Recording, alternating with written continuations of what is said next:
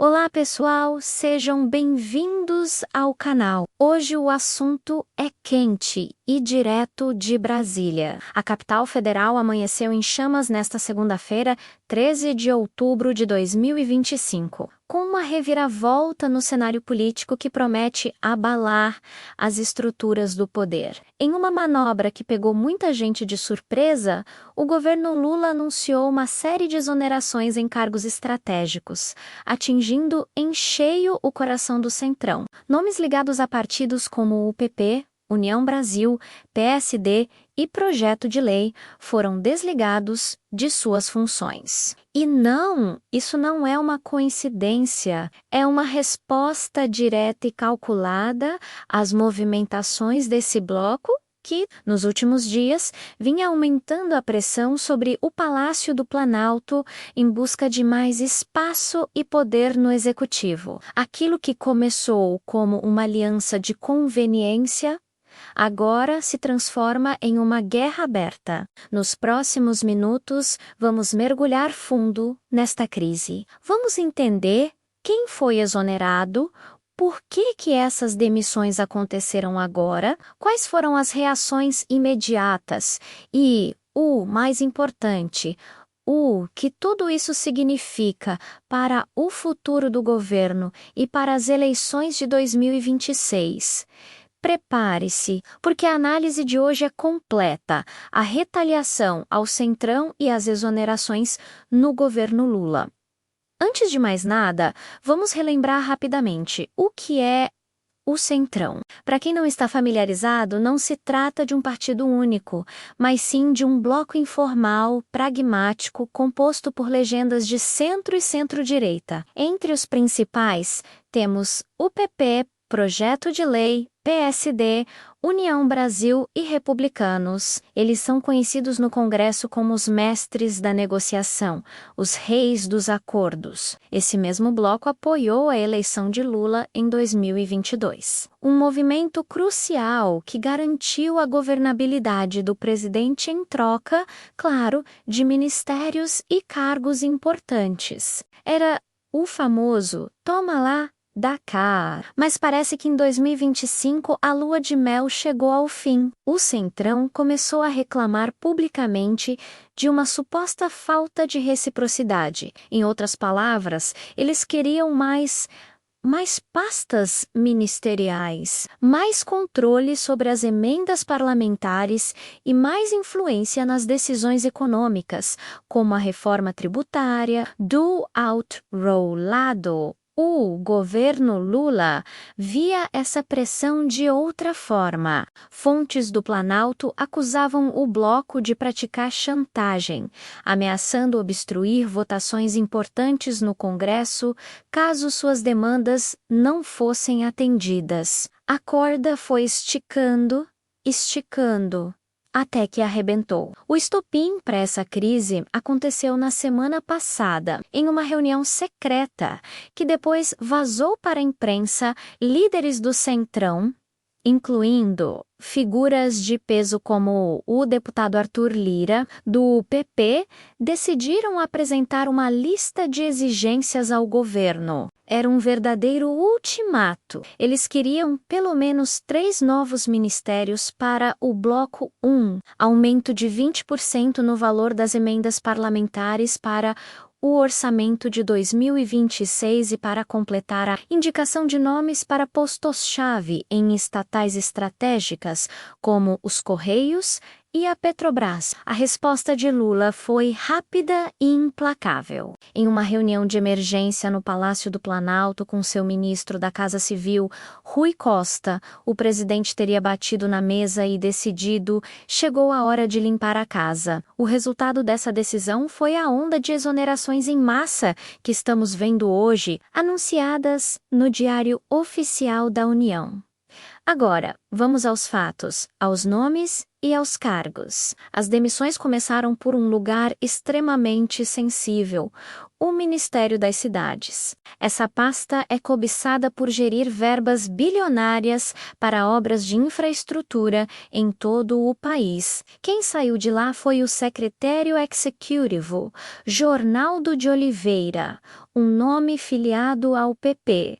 Ele não era qualquer um. Era considerado o homem do Central, no Ministério, o principal responsável por liberar cerca de 2 bilhões de reais em obras para municípios comandados por aliados do bloco. No mesmo dia, outra canetada, desta vez no Ministério do Turismo. Caiu Thiago Calil, uma indicação do PSD. Calil gerenciava os convênios com prefeituras, um setor que movimenta muito dinheiro. Estimasse que ele estava no controle de repasses que somavam 500 milhões de reais, muitos deles sob suspeita de favorecimento político. E a faxina não parou por aí. No Ministério da Integração e Desenvolvimento Regional, o diretor do Departamento de Negócios do Desenvolvimento Regional, Ricardo Tomé, ligado ao projeto de lei, também foi dispensado. Tomé era o responsável por projetos na Amazônia Legal que totalizavam mais de 1 bilhão de reais. É importante entender que essas saídas não foram aleatórias. Elas foram cirúrgicas. Atingiram 4 partidos-chave do Centrão: PP, PSD, Projeto de Lei e União Brasil, e miraram exatamente nas áreas de maior orçamento, onde a influência política se traduz em dinheiro e poder. O governo calcula que, com essas demissões, conseguirá liberar cerca de 4 bilhões de reais em verbas que agora poderão ser realocadas para aliados mais fiéis, como parlamentares do próprio PT e do PSOL, uma fonte do Planalto, em uma conversa vazada para a imprensa. Foi bem direta. É um recado claro. Quem pressiona, perde o que tem. Mas o Centrão, obviamente, não ficou calado. A resposta veio em tom de ameaça. Um líder do bloco declarou que isso é perseguição política e vai custar muito caro para o governo, nas urnas e no Congresso. A reação mais esperada era a de Arthur Lira, o poderoso presidente da Câmara dos Deputados. Ele não demorou a se pronunciar. Em uma nota oficial, Lira classificou as exonerações como um erro grave e afirmou que o PP não aceitará ser tratado como inimigo. Ele finalizou a nota com um aviso claro: vamos avaliar a obstrução total da pauta da Câmara. Isso significa paralisar todas as votações. O líder do Place, Valdemar Costa Neto, foi ainda mais duro em conversas de bastidores. Ele teria dito: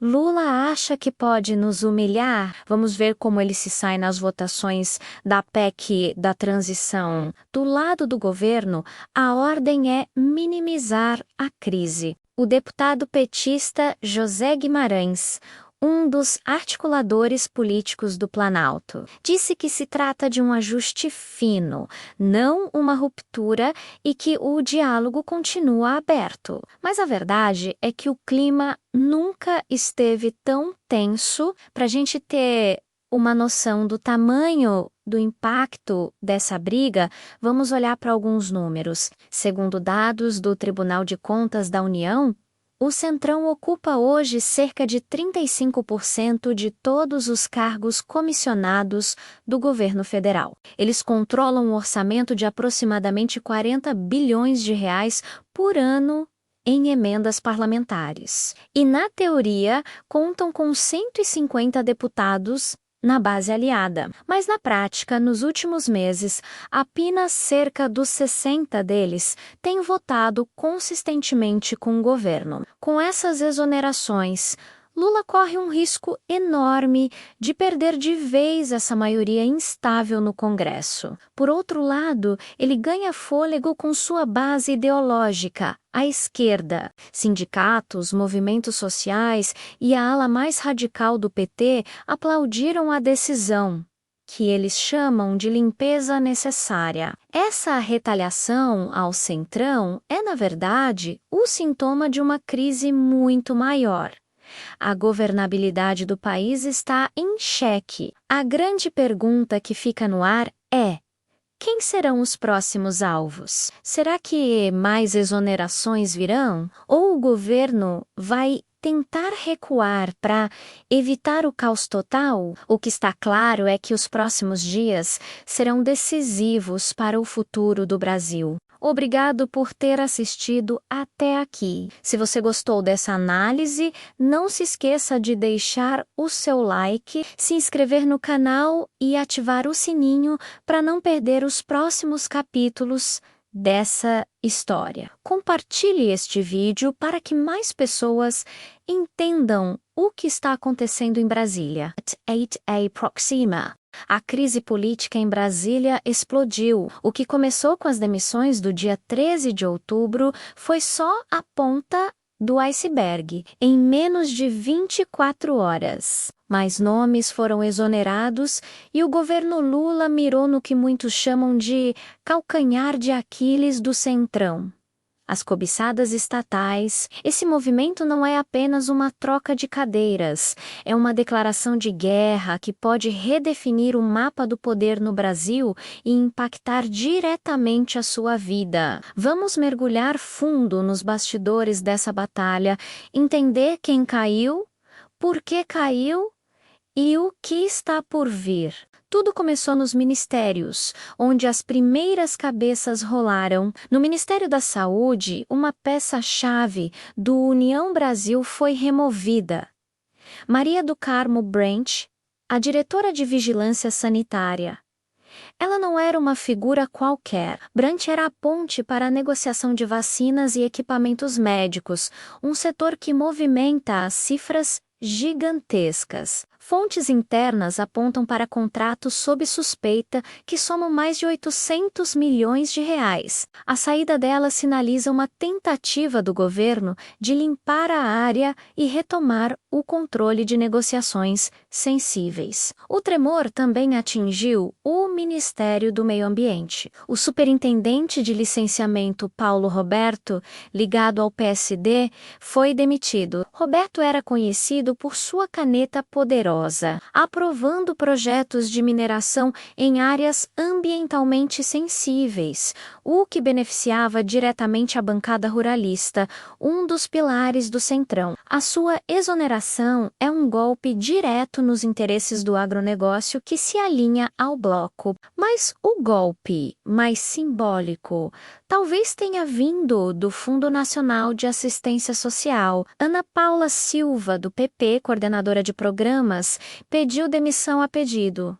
O que isso significa? Que a saída foi forçada. Silva gerenciava nada menos que o Bolsa Família, um programa com orçamento anual de 150 bilhões de reais. Controlar a gestão do maior programa social do país é ter um poder imenso, e o governo deixou claro que não quer mais intermediários do Centrão nessa área. Essas demissões em série nos ministérios foram o aquecimento para a verdadeira batalha. O verdadeiro campo de batalha, onde o poder e o dinheiro realmente se concentram, são as estatais. Historicamente, o Centrão sempre fincou suas bandeiras nessas empresas, indicando diretores e controlando fatias estratégicas da economia. O bloco tinha conseguido emplacar 12 diretores em gigantes, como Petrobras, Banco do Brasil e Eletrobras. E foi exatamente aí que o presidente Lula decidiu mirar. Na Petrobras, a joia da coroa, caiu o diretor de exploração e produção, Rodolfo Landão, uma indicação do projeto de lei. Landim era um forte defensor de leilões de blocos de petróleo que, segundo críticos, favoreciam aliados políticos do Centrão. Fontes do setor estimam que a sua estratégia poderia gerar uma perda de até 10 bilhões de reais em royalties, que deveriam ir para os cofres públicos, mas que acabariam beneficiando grupos específicos. A sua saída é um recado claro.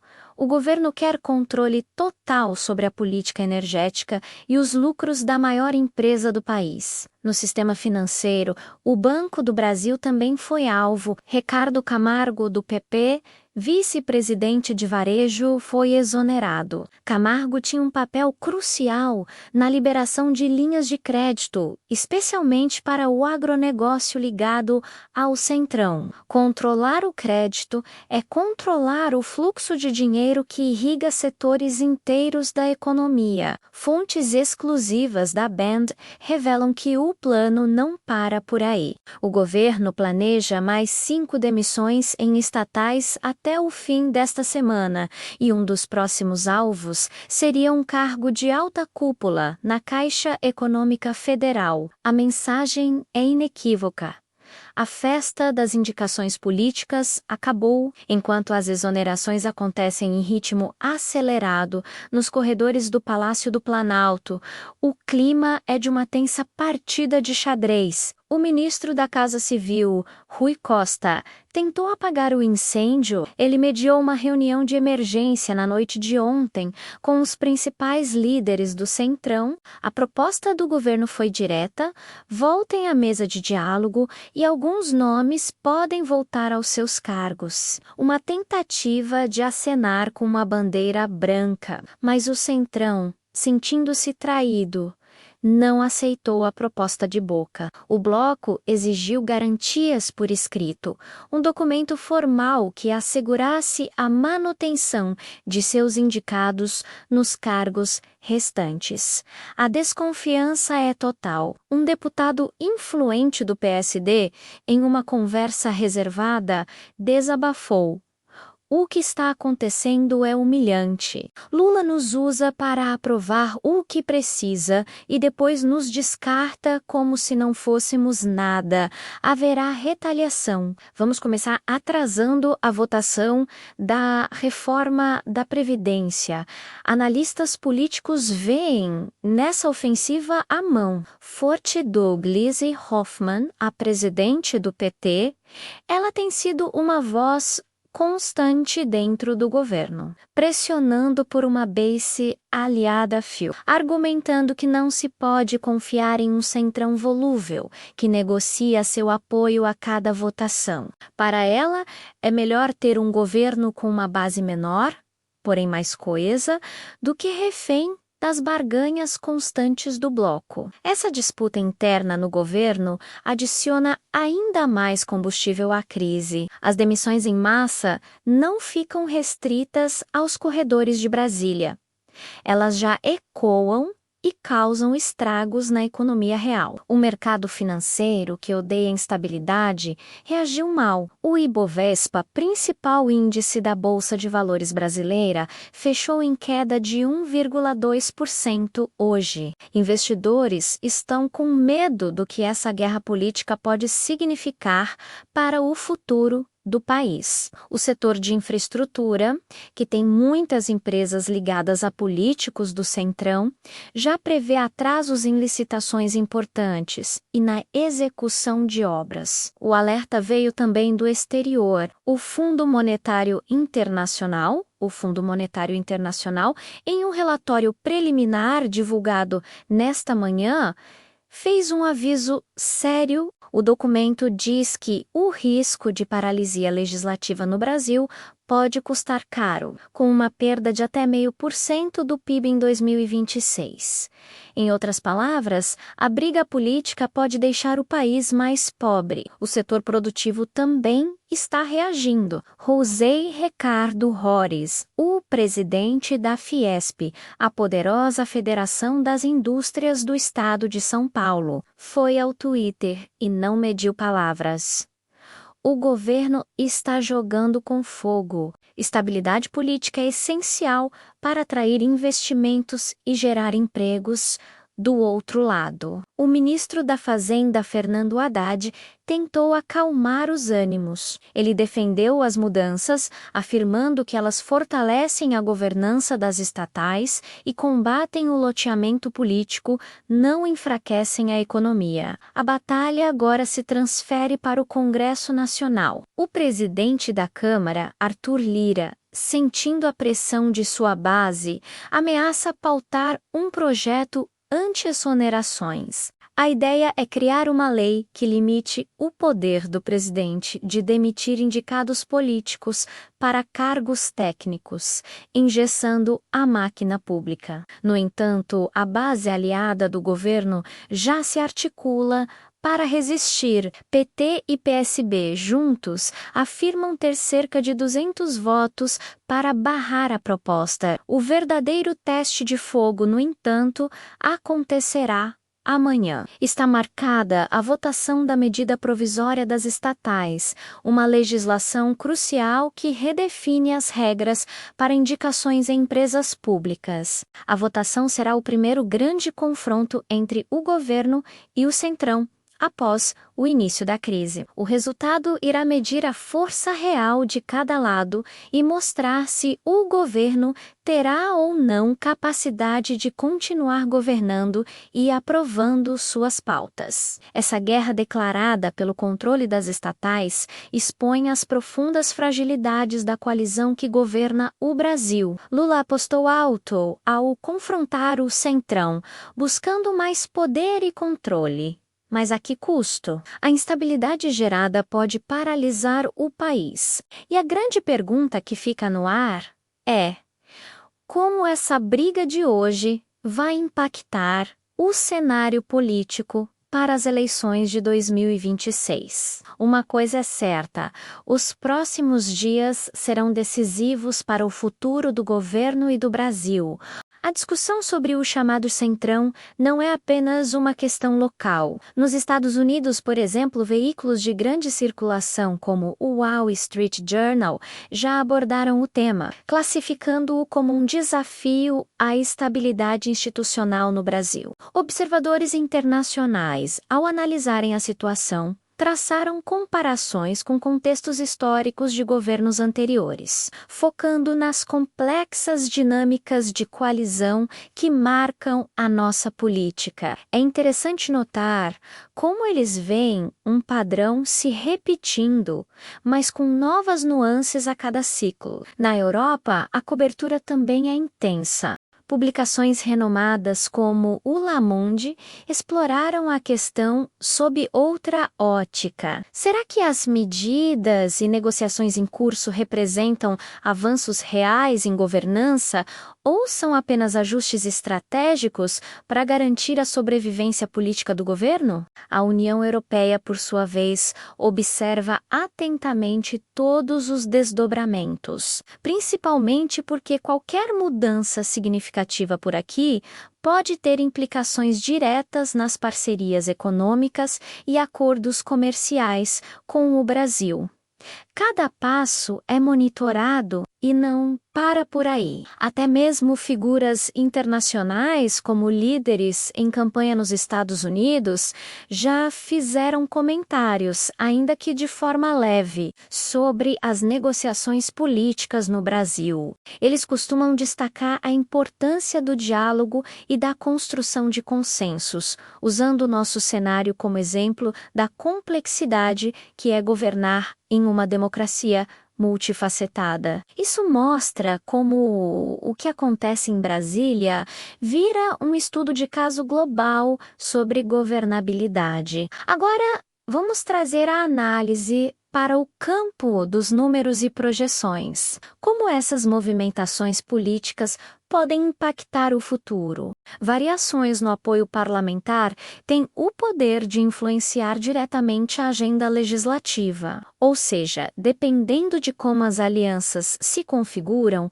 projetos de lei importantes podem avançar ou ficar parados. Levantamentos de institutos respeitados, como o Datafolha, já começam a desenhar alguns cenários. Um deles sugere que, em situações de tensão prolongada entre os poderes, os índices de aprovação governamental podem se ajustar estabilizando-se em torno de 35%. Esse número é um termômetro crucial. Vamos detalhar alguns cenários possíveis, baseados em análises de especialistas. O primeiro cenário, que podemos chamar de ajustes em alianças, prevê um retorno gradual à normalidade, mas com refinamentos nas estruturas de poder e na distribuição de cargos. A probabilidade estimada para que isso aconteça é de cerca de 40%, sendo o caminho mais provável no momento. É a busca por um novo equilíbrio, sem rupturas drásticas.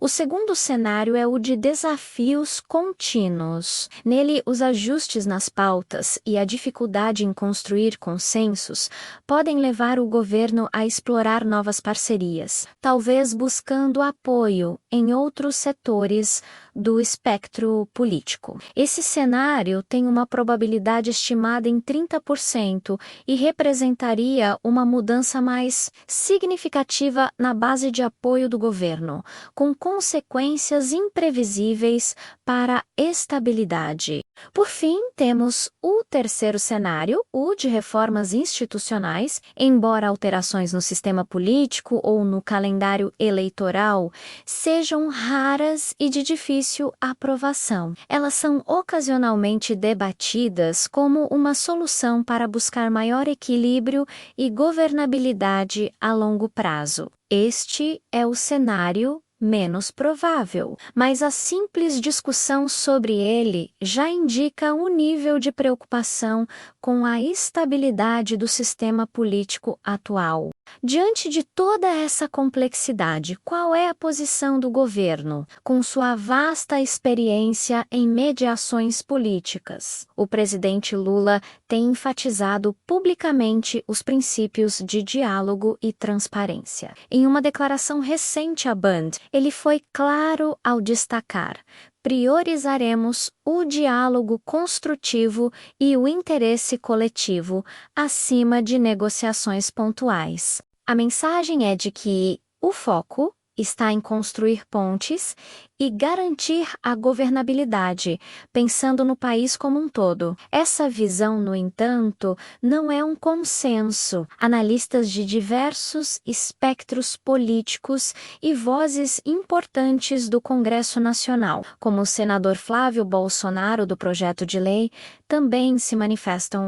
Eles enfatizam a relevância de reformas estruturais e criticam o que chamam de toma lá, dá cá, argumentando que a governabilidade não pode depender apenas da distribuição de cargos. Essa tensão entre as diferentes visões sobre como governar é o que alimenta o debate público e a disputa por narrativas. No fim das contas, essas movimentações indicam uma profunda reorganização de parcerias no âmbito do poder executivo. Por um lado, o governo tenta reforçar suas conexões com grupos progressistas e sua base ideológica original. Por outro, precisa testar constantemente os equilíbrios com os partidos de centro para garantir a aprovação de suas pautas no Congresso. É um verdadeiro malabarismo político. E olhando para o futuro, para as eleições de 2026.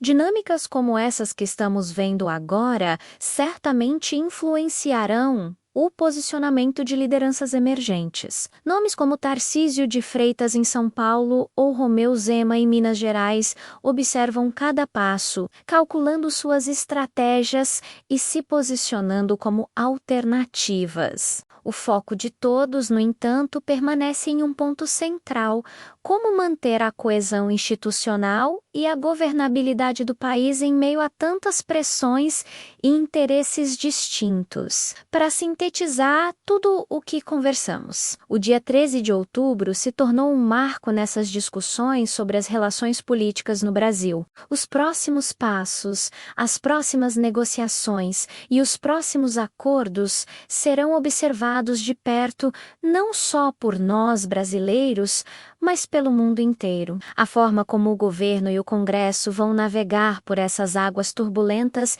definirá o rumo do país nos próximos anos. E se você chegou até aqui, é porque se interessa por análises aprofundadas como esta. Então não se esqueça de se inscrever aqui no Análise em 30, ativar o sininho para não perder nenhum vídeo e, claro, deixar sua opinião nos comentários. Como você enxerga essas estratégias de governança? Qual cenário parece mais provável para você? Queremos muito saber o que você pensa. Nos vemos no nosso próximo programa. Inflação em alta em 30 minutos. Muito obrigado por assistir e até lá!